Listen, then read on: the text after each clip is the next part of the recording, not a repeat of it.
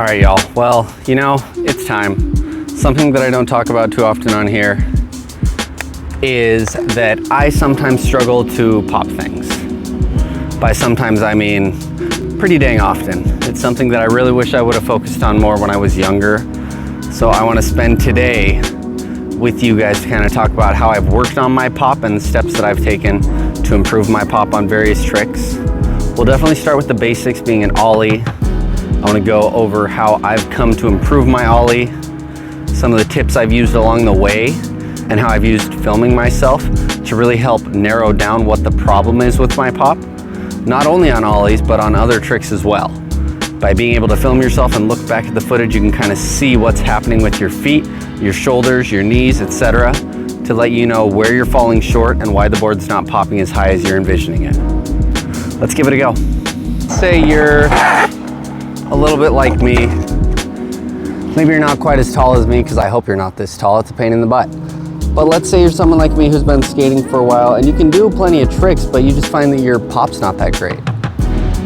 Years back, I came to realize that my ollies compared to some of the people I was skating with were awful.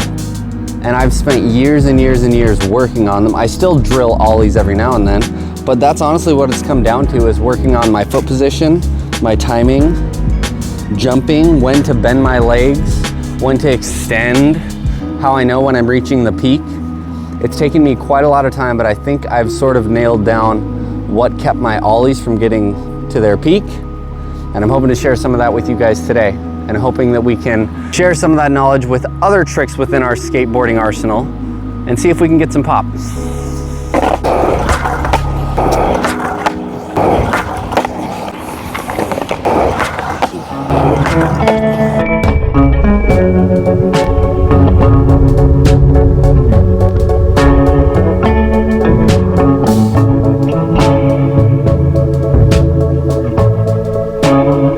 One thing that helped me a lot with ollies when I was starting out was learning to go ahead and bring my foot back a little bit.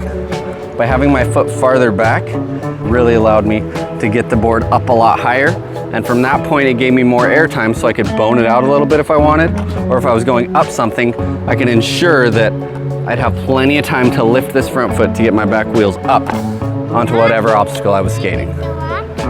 Yeah, making it go up.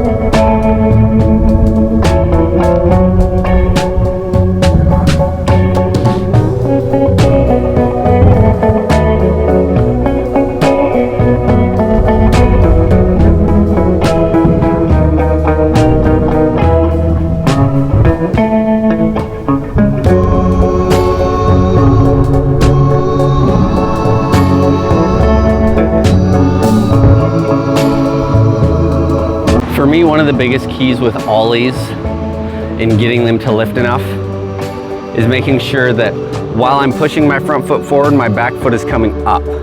If you think about it like a teeter-totter, imagine you have something in the middle of the board. That's the balance point. So if you want it to go this way, then the back foot's gonna need to come up. If you want it to go this way to initiate the ollie, the front foot's gotta come up. So what you're doing is pivoting in the air. That's how you can consider it when you're looking at manipulating your ollies.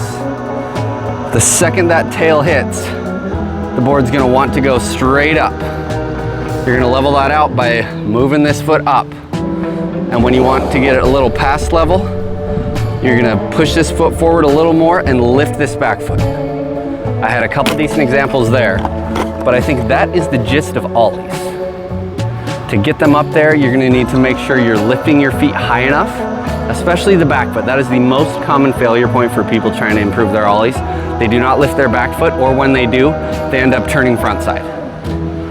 That happens when people are a little uncomfortable with that back foot movement, and as they're lifting, they're kind of turning their shoulders or their hips.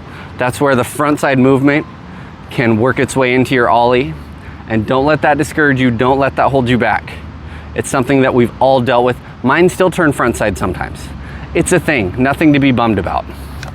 Now that we've figured out ollies, let's move on to another trick and see how we can add a little more pop to it.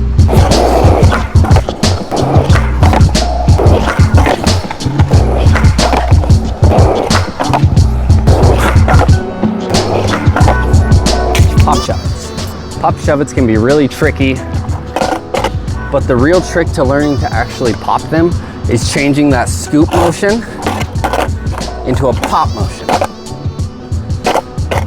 I'm not gonna say you're not gonna consider the scooping aspect, but when you really wanna pop it, it doesn't become as much of a horizontal spin as a vertical spin. On the ones that I did that popped really nicely, you can see it was much more of a vertical spin. And because of the way the weight is distributed on a skateboard, the heavier portion of the board, the trucks, is on the bottom. So you can really focus on just hucking this trick up. And 9 times out of 10, it's gonna end up grip tape up, ready for your feet to slam it down. Let's see if we can get a few examples and show you how the scoop motion changes when you're going from doing a little shove it to a pop shove it.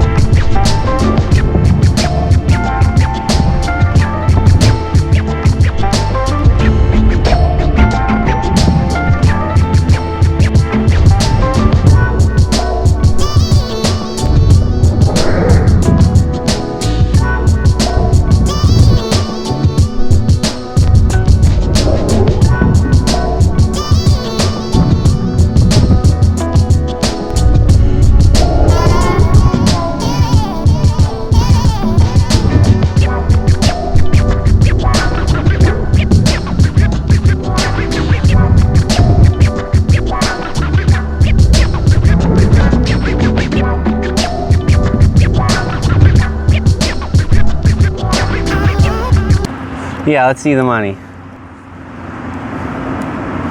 Look at all that money. Oh, wow. Maybe $2 there. That's pretty good. That's not $2. It's not? It looks like it might be. You found them? Where'd you find them? In Daddy's pickup. In Daddy's pickup. That's awesome. So these ones are worth 25 cents. Yeah? So this is $1. Ah! Oh no. So if you put that one right here, that's $1. And this is 1. So you have 1, 2, 3, 4, 5 pennies, 6 pennies. Yeah. You're rich. You could buy anything. Yeah. I'll buy soda, milk, water. Soda, milk, and water. I like that. That's a good idea. I like chocolate too. Next trick I want to go ahead and talk about is front side pop shove-its. Frontside pop shove-its can be really tricky. A lot of people struggle to pop them. Most people I know have them better switched than they do regular, but I want to give you guys some of the tips I've used to improve my frontside pop shove-it. I know how to use that Facebook. Oh, do ya? Let's do some regular frontside pop shove-its first. Cool. Nothing special, okay? They're moving. The motions of a frontside pop shove-it are the back foot pushing down and scooping the board. That's the initial motion. What's the front foot doing? The front foot is lifting out of the way. The front foot lifts up as the board's coming around and is ready to catch it. How are we going to use that knowledge to get the board higher? I'll tell you.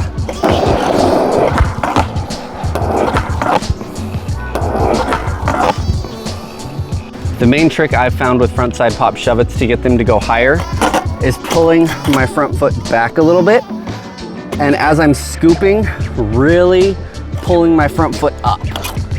By having the foot farther down, it's going to leave the board sooner. Having less pressure here really allows you to build up pop right in this pressure point to send that board skyward. I'm gonna try to pop some right now. We'll do a couple in slow motion to show you guys what's going on with my feet, and then I'll go ahead and talk about it and try to explain what's going on.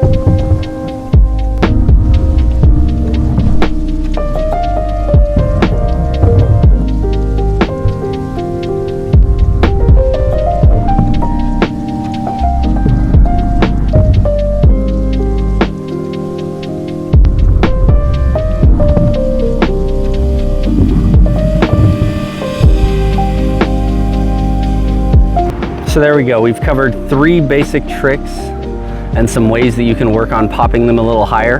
One thing I would also recommend is that you guys skate over some obstacles. Maybe you have a curb, a sidewalk, skating up, down, over. There's lots of little things that you can go ahead and put in your way as you're skating. Skate over them, get comfortable with that, and then really learn how to take your tricks a little bit higher, catch them, and really build up that comfort on your skateboard.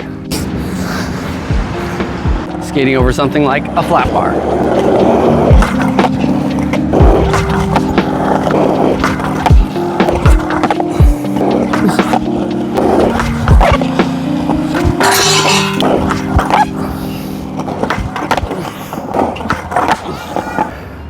Most importantly of all, as you guys are trying to improve tricks, improve your skateboarding, remember to have fun. It's super easy to get stuck in these vicious mental circles where you're mad that things aren't working out, you're not having fun, you're frustrated. Super easy to fall into these thought circles, and you got to get yourself out of there. If something's not working out, move on. Pick another day to really battle it. Not every day has to involve progressing in some way. You can just be out there for yourself having fun. Here's your guys' verse for the day. Hebrews 11:6, and without faith it is impossible to please God, because anyone who comes to him must believe that he exists and that he rewards those who earnestly seek him. I hope that you all can continue to earnestly seek God and strive to be a light in this profound darkness we call this world. Much love, God bless. See you in the next one.